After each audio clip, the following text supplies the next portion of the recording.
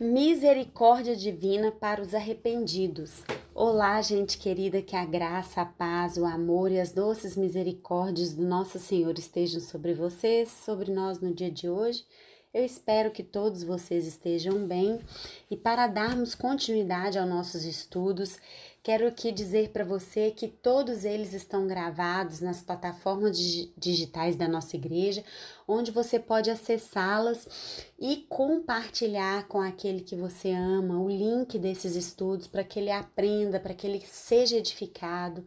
E você também pode acessar lá os horários dos estudos bíblicos que acontecem em nossa igreja durante a semana. Nós temos estudos às terças, às quintas-feiras, aos domingos, a escola dominical. Venha, participe conosco, não fique de fora, para que você cresça, para que você aprenda e para que você seja incentivado a ler a Bíblia diariamente e constantemente. Querido, hoje nós vamos estudar o Salmo de número 51. Olha que coisa boa, nós chegamos aí um terço, na verdade, né?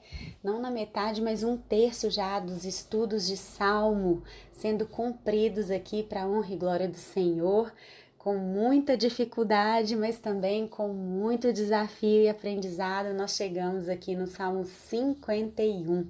Então fique aí junto comigo, não me abandone, tá bom? Vamos juntos aqui ler o Salmo de número 51, que diz o seguinte: Tem misericórdia de mim, ó Deus, por teu amor, por tua grande compaixão, apaga as minhas transgressões.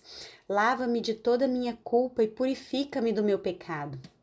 Pois eu mesmo reconheço as minhas transgressões e o meu pecado sempre me persegue. Contra ti, só contra ti pequei e fiz o que tu reprovas, de modo que justa é a tua sentença e tens razão em condenar-me. Sei que sou pecador desde que nasci, sim, desde que me concebeu minha mãe.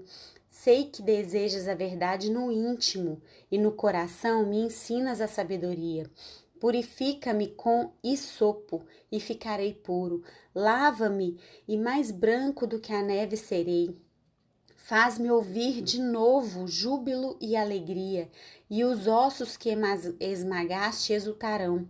Esconde o rosto dos meus pecados e apaga todas as minhas iniquidades. Cria em mim um coração puro, ó Deus, e renova dentro de mim um espírito estável. Não me expulses da tua presença, nem tires de mim o teu Santo Espírito. Devolve-me a alegria da tua salvação e sustenta-me com um espírito pronto a obedecer. Então eu ensinarei os teus caminhos aos transgressores, para que os pecadores se voltem para ti. Livra-me da culpa dos crimes de sangue, ó Deus, Deus da minha salvação, e a minha língua aclamará a tua justiça. Ó Senhor, dá palavras aos meus lábios, e a minha boca anunciará o teu louvor. Não te deleitas em sacrifícios, nem te agradas em holocaustos, senão eu os traria. Os sacrifícios que agradam a Deus são um espírito quebrantado, um coração quebrantado e contrito, ó Deus, não desprezarás. Por tua boa vontade, faze Sião prosperar, ergue os muros de Jerusalém. Então te agradarás dos sacrifícios sinceros, das ofertas queimadas e dos holocaustos, e novilhos serão oferecidos sobre o teu altar. Este salmo, querido, exalta a misericórdia do Senhor. Embora seja exaltado entre as nações, Deus não despreza o coração quebrantado e contrito do penitente. Este é o quarto dos 7 salmos penitenciais, que faz menção em seu título ao grave pecado de Davi. É interessante e importante conhecermos a história por trás do salmo. Do telhado do palácio, em uma tarde de primavera, ele viu uma bela mulher chamada Batseba. Desejou-a para si e cometeu adultério com ela. Cuidou para que o marido dessa mulher, o hitita Urias, fosse enviado para a parte mais violenta da batalha contra os amonitas, onde ele certamente seria morto, o que de fato aconteceu. Davi, então, tomou Batseba como esposa. Somente quando o profeta Natã foi enviado por Deus para repreendê-lo foi que Davi sentiu culpa, confessou seu pecado e implorou por misericórdia. Seu simples reconhecimento: pequei contra o Senhor. Em 2 Samuel 12:13, é aqui elaborado uma oração tão profunda pela misericórdia de Deus, na purificação e na renovação, a ponto de ela se tornar a linguagem dos penitentes desde esse tempo. Nós só podemos reconhecer a nossa necessidade da misericórdia de Deus quando vemos a gravidade do nosso pecado.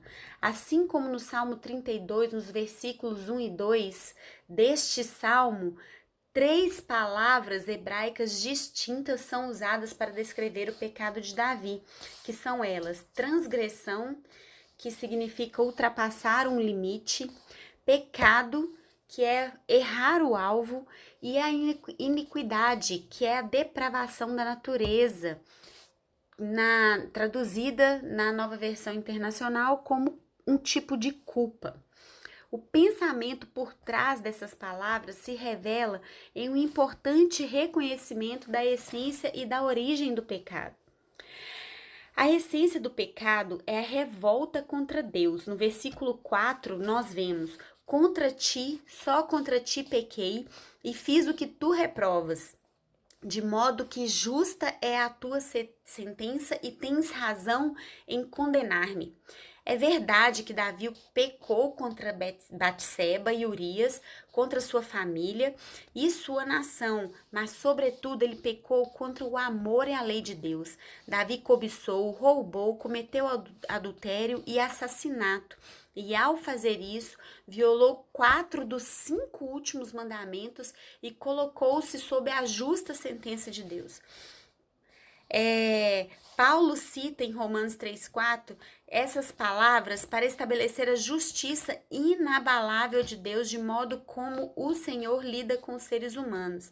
É por estarmos sob juízo de Deus que precisamos da sua misericórdia. Se a essência do pecado é a rebelião, sua origem está em nossa natureza caída. No versículo 5, Davi vai dizer: sei que sou pecador desde que nasci, sim, desde que me concebeu minha mãe.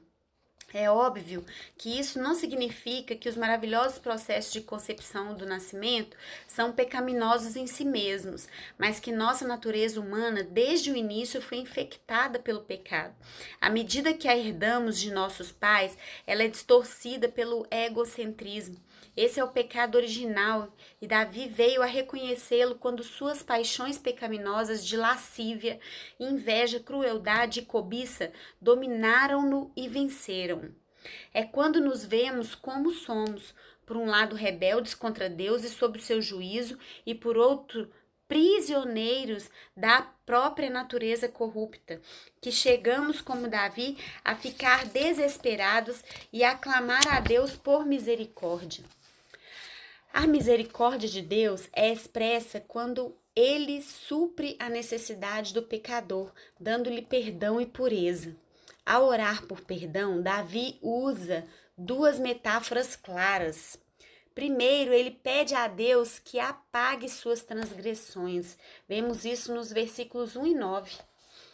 O verbo original em hebraico aqui denota remover de um livro algo que foi escrito nele. Ele é no sentido de apagar, né? Remover algo de um livro que foi escrito nele. Ele parece pensar em seus pecados como uma lista de ofensas das quais é acusado ou como um catálogo de dívidas que ele não pode pagar.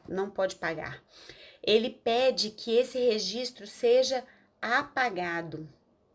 Segundo, Davi reconhece que seus pecados o contaminaram e ora para que Deus o lave e o purifique. Lá no versículo 2, a até que suas manchas negras sejam removidas e ele se torne mais branco do que a neve. Lá no versículo 7 diz isso. Uma vez que em certos rituais do Antigo Testamento, um pouco de isopo era mergulhado em sangue ou água e então aspergido de maneira cerimonial, a palavra isopo é usada no versículo 7 como um símbolo de limpeza.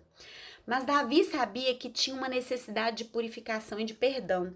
Deus exigiu a verdade no íntimo. No entanto, a própria natureza de Davi era corrupta.